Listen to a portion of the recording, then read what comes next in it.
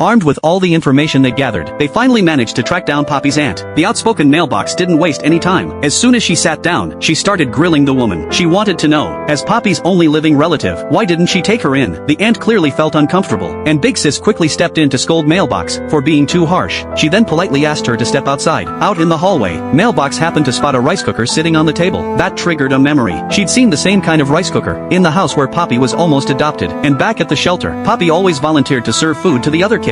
Something about this didn't feel like a coincidence. Mailbox's gut told her she was getting closer to the truth. That rice cooker had to be connected to Poppy somehow. Just then, the Demon King called, asking for an update. He also got the aunt's phone number from Big Sis. Mailbox, feeling disappointed she hadn't helped Poppy more, returned, clearly upset. Suddenly, the lights went out, and a woman's spirit appeared before everyone's eyes. The kids screamed in terror, but Poppy was the only one brave enough to approach. It turned out, the ghost was actually Poppy's mother. She explained that she'd noticed Poppy hadn't been happy lately, so she asked God to let her come back, just to see her one more time.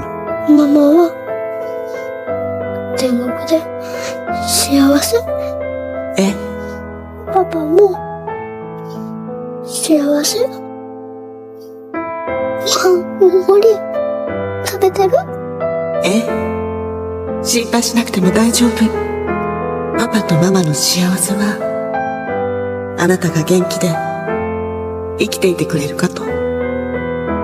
それだけよ。もう心配させないからね。パパも大好きだった。あなたの笑顔も。